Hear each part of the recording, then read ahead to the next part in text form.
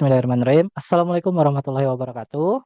Shalom, Om Swastiastu, Namo Buddhaya, salam kebajikan bagi kita semua. Halo rekan-rekan pejuang CPNS maupun P3K dimanapun kalian berada. Sebelumnya selamat datang di channel Dolphin Brand, di mana channel ini fokus membahas soal-soal seputar SKB, baik di bidang kelautan dan perikanan, kehutanan, pertanian, pekerjaan umum, dan bidang umum lainnya. Nah, pada sesi kali ini khusus kita akan membahas soal SKB CPNS kait tentang formasi analis akuakultur ahli pertama. Nah, biasanya nih yang paling banyak ditanya oleh teman-teman, eh, tipe soalnya seperti apa sih Kak? Soal yang paling banyak keluar itu soal apa aja sih? Terus materi yang dikeluar apa aja? Terus cara ngapalin materinya bagaimana? Nah, tenang, masalah kakak-kakak semua di sini akan kita bahas dan kita jawab di video kali ini. Oke, sebelum itu perkenalkan kakak-kakak semuanya, nama saya Muhammad Soleh. Nah, kakak-kakak bisa manggil saya Kak Soleh, Soleh, Mas Soleh atau apapun. Nah, saya merupakan ex pejuang CPNS tahun 2024 kemarin dan saya juga alumni dari Dolphin Brand. Nah, alhamdulillah saat ini saya uh, bertugas di Dinas Peternakan dan Perikanan Kabupaten Bungo di Provinsi Jambi sebagai analis akuakultur ahli pertama. Tuh.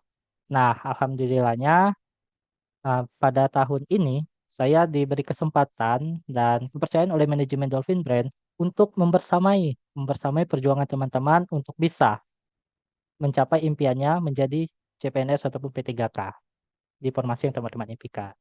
Nah, di mana video ini kita akan membahas nih seputar tipe-tipe soal yang keluar pada saat tes SKB.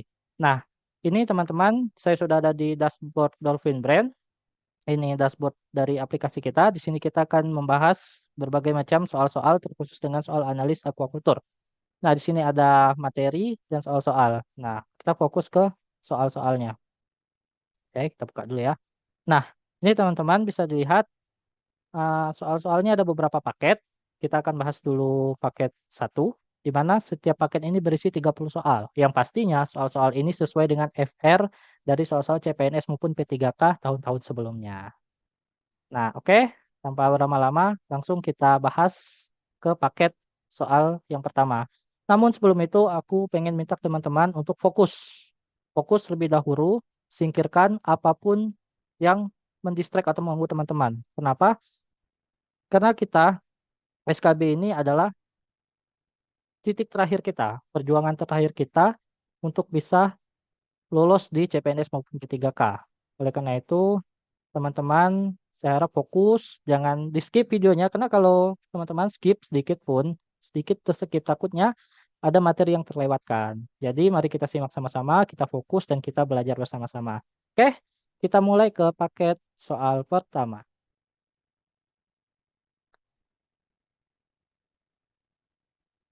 Nah, oke teman-teman, ini kita udah ada paket soal pertama ya. Harusnya gini, kita jawab terlebih dahulu, baru nanti kita lanjut ke pembahasan. Oke, kita langsung baca saja soal yang pertama. Lahan pembudidaya ikan dapat ditetapkan sebagai kawasan budidaya perikanan jika memenuhi kriteria berikut. A. Hamparan lahan berbentuk persegi. B. Memiliki komoditas bernilai ekonomis tinggi. C. Memiliki potensi sumber daya manusia. D. Kondisi lingkungan mendukung. Dan E. Prasarana dan prasarana memadai. Nah, ingat, ada kata kecuali. Oke, dan ini adalah tipe soal FR CPNS 2024 persis seperti ini yang kami dapatkan gitu. Teman-teman bisa pilih dan opsinya terlihat sama semua. Jadi teman-teman harus jeli. Jeli dalam memilih opsi. Ini kelihatan benar semua. Oke, silakan dijawab. Oke, teman-teman sudah memilih.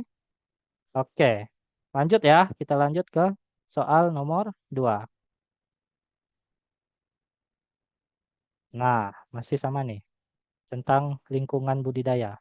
Kriteria kondisi lingkungan yang mendukung dalam penetapan kawasan budidaya perikanan dinyatakan apabila. Oke, lihat opsinya teman-teman. A. Tidak ada aktivitas industri di sekitar. B. Terbebas dari cemaran dan banjir. C. Memiliki pH air netral. D. Mendapatkan dukungan masyarakat. Atau E. tidak terkena abrasi. Oke, bisa dipilih. Soalnya masih sama, masih berhubungan dengan soal nomor satu tadi ya. Oke, teman-teman, kita lanjut ke soal nomor 3. Nah, oke, ini soal nomor 3 nih.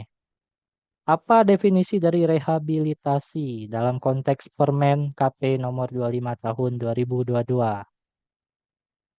Nah, jadi di sini permen ini ya teman-teman, itu bukan yang manis-manis ya, tapi ini permen ini peraturan menteri. Peraturan menteri, KP, ini Kelautan dan Perikanan. Jadi soal-soal eh, SKB itu biasanya bersumber dari peraturan-peraturan menteri. Di sana materi-materi itu teman-teman harus baca tuh. Ada pasal-pasalnya, itu harus jeli. Nah, di Dolphin Brand itu kita ada triks dan triksnya. Bagaimana cara eh, cepat menghafal dan merangkum materi-materi dari permen-permen ini. Oke? Oke, silakan dijawab dulu teman-teman. Nanti kita bahas triksnya. Oke? A. Pembersihan lokasi budidaya dari limbah. B. Upaya pemulihan kesehatan ikan. C. Upaya pemulihan mutu lingkungan kawasan budidaya dan perikanan. D. Usaha penggantian bibit unggul. Atau E. Program relokasi kawasan budidaya. Ingat ya, definisi rehabilitasi. Oke, sudah. Yuk, dicoret-coret dulu kertasnya. Sudah teman-teman ya. Kita lanjut ke nomor 4. 4. Kawasan yang mempunyai ciri khas tertentu sebagai salah satu kesatuan ekosistem yang dilindungi, dilestarikan, dan dimanfaatkan secara berkelanjutan merupakan pengertian dari, nah, ini sama. Jadi tipe soal yang nomor 3 tadi itu pengertian apa? Apa pengertian rehabilitasi dijabarkan. Nah, sedangkan ini dikasih pengertiannya, kita harus nebak itu pengertian dari apa gitu. Nah, jadi teman-teman harus pandai memilih, jeli. Kalau teman-teman nggak paham materinya, nggak baca, ya selesai soal ini gitu. Oke? A. Kawasan rehabilitasi. B. Konservasi. C. Kawasan budidaya berkelanjutan. D. Kawasan lindung budidaya. Atau E. Kawasan pemulihan lingkungan. Oke? Yuk, silakan dijawab terlebih dahulu. Oke. Sudah. Kita lanjut lagi ya. Soal nomor 5. Nah, berikut yang tidak merupakan bagian dari analisis dan pengelolaan perikanan budidaya. Nah, jadi ini lebih mencakup ke tupoksi ya, tupoksi dari seorang analis akuakultur. Ya, teman-teman harus paham, teman-teman melamar di formasi tersebut dan harus tahu apa yang dikerjain di formasi tersebut. Pasti masuk soalnya seperti itu. Nah, A. Analisis perumusan pengembangan kegiatan di bidang perikanan budidaya. B. Pelaksanaan pengembangan kegiatan di bidang perikanan budidaya. C. Penyusunan norma, standar, prosedur, dan kriteria di bidang perikanan budidaya. D. Pengawasan dan audit dalam memberikan evaluasi dan rekomendasi. E. Pelaksanaan bimbingan atau pendampingan teknis. Nah, bisa teman-teman jawab dulu. Yuk, dianalisis, ditebak. Kira-kira ngapain aja nih seorang analis aquaculture. Oke, sudah? Nah, karena sudah 5 soal, mari kita bahas satu-satu. Soal nomor 1 sampai nomor 5. Kita cek teman-teman benar berapa dan salah berapa. Kita bahas kita bahas soal nomor 1 sampai nomor 5, teman-teman ya. Ini terkait tentang lahan. Nah, lahan pembudidaya ikan dapat ditetapkan sebagai kawasan budidaya perikanan jika memenuhi kriteria berikut kecuali. Nah, jawaban yang benar apa di sini? A. Hamparan lahan berbentuk persegi. Oke, teman-teman gimana? Apa ada yang benar? Apa baru jawab soal pertama udah ada yang salah? Itu ya, nanti soal akhirnya teman-teman bisa berkomentar ya di kolom chat atau kolom komentar kita. Kira-kira benar berapa, salah berapa untuk teman-teman menjadi evaluasi gitu. Nah, soal seperti ini teman-teman ya. Selain teman-teman juga harus tahu pembahasan, juga harus tahu materinya, teman-teman juga bisa menganalisis. Ini opsinya itu seperti soal TKP ya kalau dalam SKD itu opsi terlihat mirip. Namun kita harus pilih yang benar-benar jawabannya gitu. Nah, ini bisa dianalisis. Kenapa jawaban A itu salah? Kita ke pembahasan terlebih dahulu ya. Bentuk hamparan tidak disebut sebagai syarat. Yang disyaratkan adalah hamparan dengan luasan tertentu. Nah, dengan luasan tertentu. Sesuai dengan Permen KP nomor 55 tahun 2020, pasal 4 ayat 1 huruf A, tanpa ketentuan bentuk. Nah, jadi, teman-teman, kita pembahasan di Dolphin ini, kita nggak cuma menyebutkan ini bukan merupakan syarat, tapi kita juga memberikan sumbernya. Jadi teman-teman, setelah menjawab ini, teman-teman bisa mengecek gitu. Meng- Sekaligus teman mengecek, teman-teman juga mempelajari isi dari Permen KP nomor 55 tahun 2020. Nah, kita lihat dulu ya, Permen KP nomor 25 tahun 2020. Nah, nah di sana disebutkan di pasal 4 ayat 1. Oke, kita lihat ya teman-teman ya. Permen KP nomor, nah ini ya, menarik.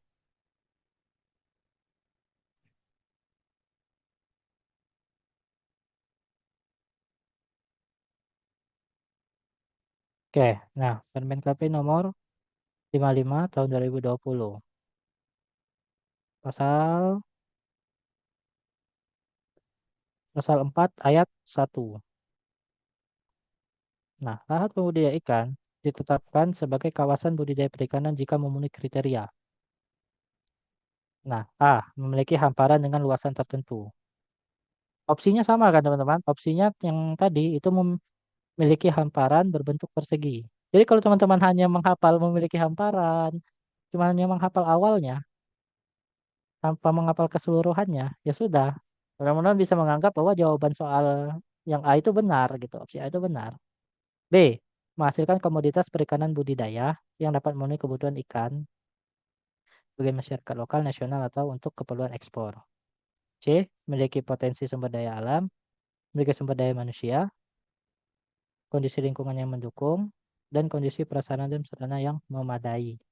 Nah, jadi ini teman-teman harus menghafal. Nah, menghafalnya apa? Dengan kata kunci aja.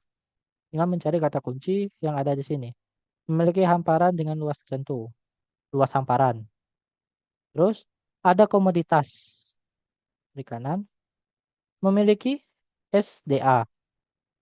Memiliki SDM, lingkungan yang mendukung, dan sarana dan prasarana yang memadai. Nah, jadi itu. Tanpa teman-teman harus menghafalkan keseluruhan enggak. Jadi kita cari kata kuncinya aja. Nah, oke kita balik lagi ke soal ya. Mana tadi soalnya?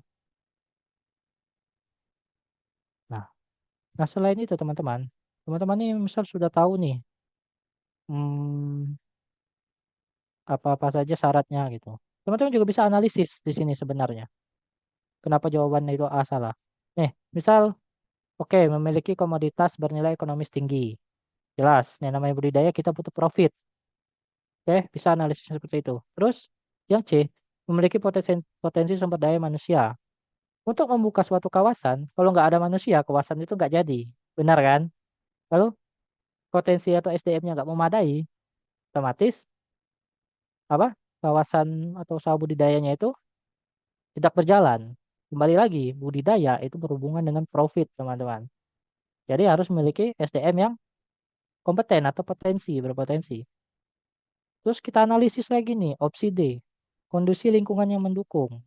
Jelas, kita membudidayakan ikan.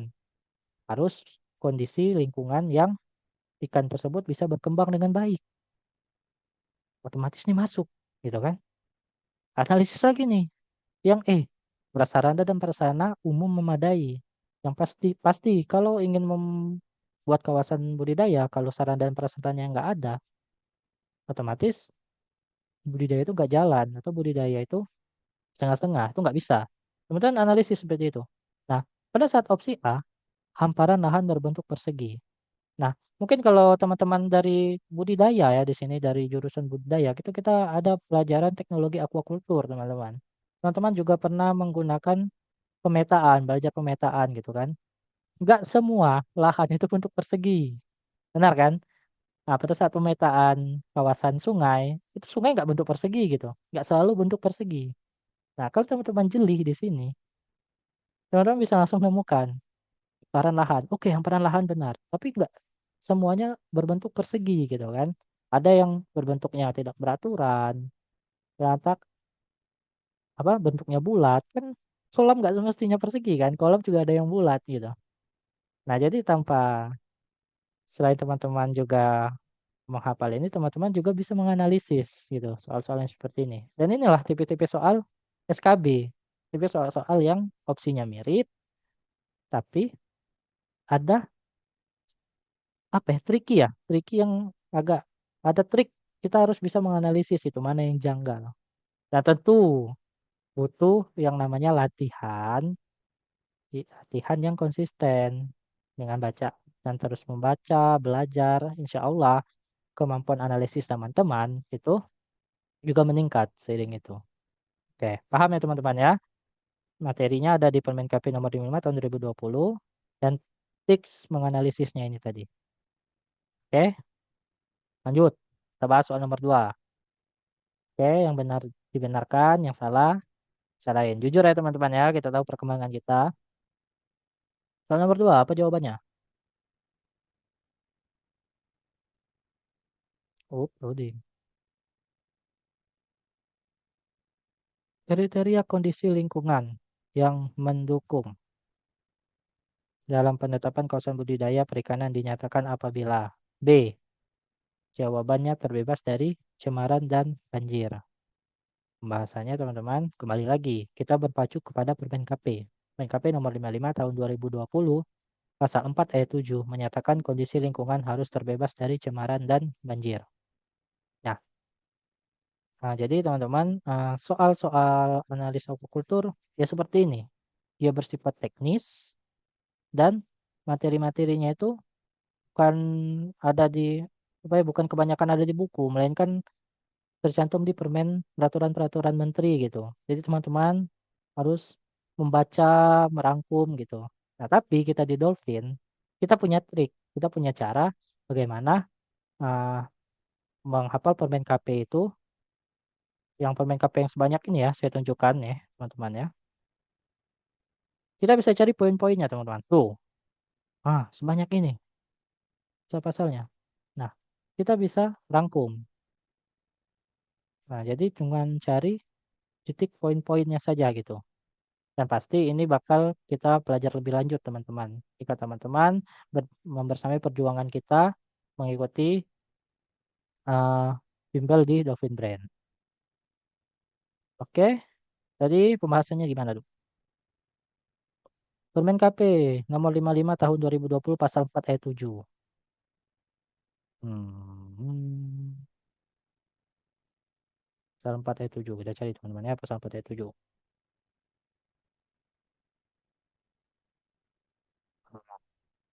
Pasal 4. Ayatnya yang ini. Satu, dua. Nah, kita cari nomor 7. Tuh, sebanyak ini teman-teman. Yang harus dihafal. Nah, kondisi lingkungan mendukung sebagaimana dimaksud pada ayat 1 huruf E dengan ketentuan terbebas dari cemaran atau banjir. Nah, nomor 1 huruf E memiliki kondisi lingkungan yang mendukung. Oke. Nah, jadi masuk ke poin tadi. Berarti kita ambil kunci ini. Kondisi lingkungan yang mendukung itu yang seperti apa gitu kan. Otomatis terbebas dari cemaran dan banjir. Memiliki pH yang netral. Iya, pH yang netral. Tapi nggak semuanya harus netral gitu. Kan bisa pH ikan tuh di pH 6, di pH 8 tuh ikan masih bisa hidup kan. Terus mendapatkan dukungan masyarakat itu suplemen KP tidak termasuk dengan kondisi lingkungan yang mendukung, tidak terkena abrasi. Oke, lanjut. Soal nomor 3. Oh.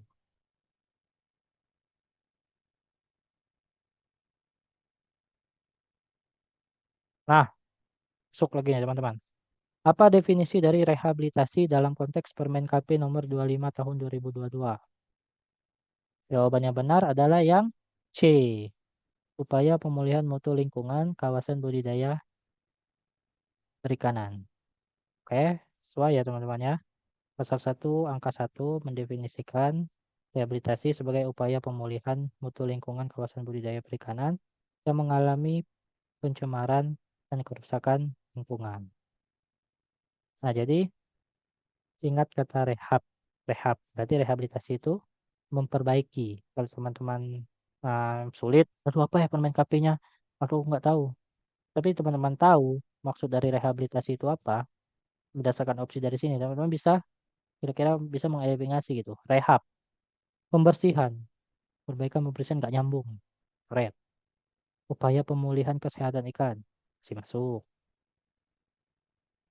Terus usaha penggantian bibit unggul, rehabilitasi, nggak ada hubungan, ya kan?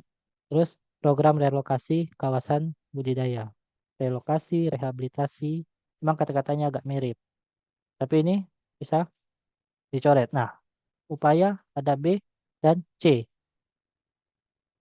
Nah, tinggal teman-teman cari mana yang lebih nyambung gitu. Rehabilitasi, upaya pemulihan. Nah, jadi memperbaiki berarti memulihkan gitu. Bisa juga dianalisis soal-soal seperti ini teman-teman. Kita lanjut ke soal pembahasan soal nomor 4. Nah, sama kawasan yang mempunyai ciri khas tertentu sebagai salah satu kesatuan ekosistem yang dilindungi, dilestarikan, dimanfaatkan secara berkelanjutan merupakan pengertian dari jawabannya yang B, kawasan konservasi. Nah, sini enak. Kita dikasih tahu menurut Permen KP nomor 7 tahun 2025 pasal 1 angka 1. Jadi teman-teman ada sumbernya gitu. Kan kalau teman-teman cari pengertian konservasi itu beda-beda. Nah, karena kita materinya analis aquacultur, kita berpacu kepada Peraturan Menteri Kelautan dan Perikanan. Nah, tinggal kita cari itu nomor berapa. Nah, kita buka ya. Nomor 7 tahun 2025.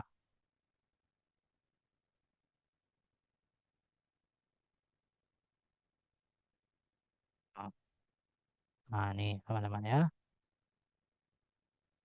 Peraturan Menteri. Ah, nih nomor 7 tahun 2025. Baru ya. Pasal 1 ayat 1. Tuh. Nah, kawasan konservasi adalah kawasan yang mempunyai ciri khas. Nah, jadi teman-teman, teman-teman tuh juga soal-soal yang pengertian-pengertian seperti ini, penangkapan ikan adalah itu masuk gitu, masuk di soal-soal di SKB gitu. Dan kebetulan di sini saya mengambil soal tentang pengertian dari kawasan konservasi. Tidak menutup kemungkinan pengertian dari pembudidan ikan itu juga akan masuk. Nah, di Dolphin kita merangkum. Kita ada yang namanya buku saku aquacultur, teman-teman. Nah, kita merangkum berbagai macam pengertian-pengertian dari Permen KP. Jadi teman-teman cukup membaca buku itu. Sudah lengkap sudah kita rangkum sehingga teman-teman nggak perlu lagi mencari konservasi di Permen KP ini, rehabilitasi di Permen KP ini, obat ikan di Permen KP ini. Kita rangkum. Nah, di buku saku analis aquacultur.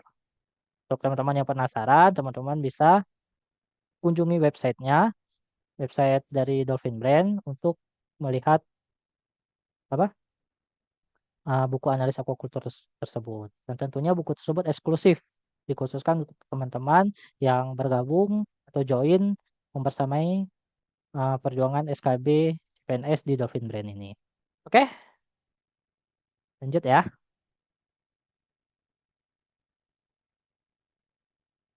Soal nomor 4. Lanjut soal nomor 5. Oke, nomor 5 apa jawabannya?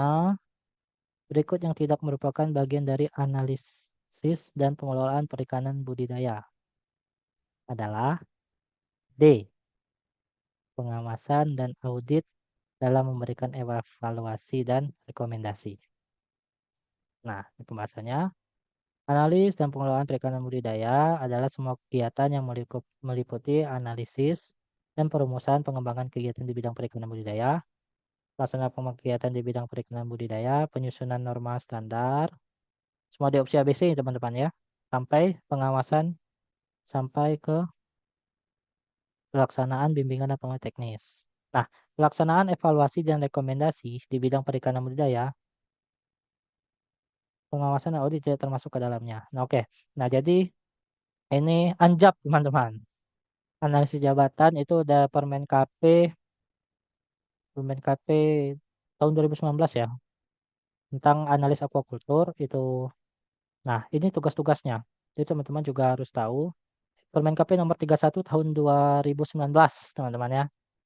Itu tentang tupoksi dari analis aquaculture. Nah, ini analis aquaculture itu benar nih semuanya. Ini benar.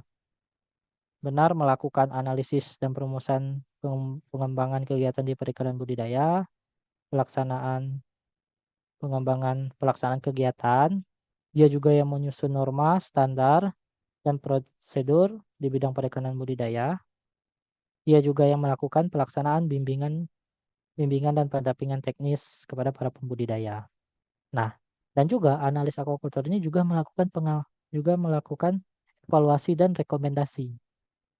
Nah, tapi dia tidak melakukan pengawasan dan audit gitu. Dia tidak melakukan yang namanya pengawasan dan audit, melainkan hanya melakukan evaluasi dan rekomendasi. Nah, jadi jeli ya teman-teman ya. Semua ini jawabannya benar. Kalau teman-teman cuma baca sekilas, ya benar. Oh benar. Nah, tapi kita sebagai analis akukultur, kita tidak melakukan yang namanya pengawasan dan audit, karena audit itu bukan tugas dari seorang analis akukultur. Kita hanya cuma melakukan analisa, pelaksanaan, laporan, evaluasi dan rekomendasi. Oke. Nah, sudah teman-teman, udah 5 soal, jadi teman-teman bisa chat di kolom komentar, benar berapa, salah berapa. Nanti kita bahas next selanjutnya di 2. Dadah.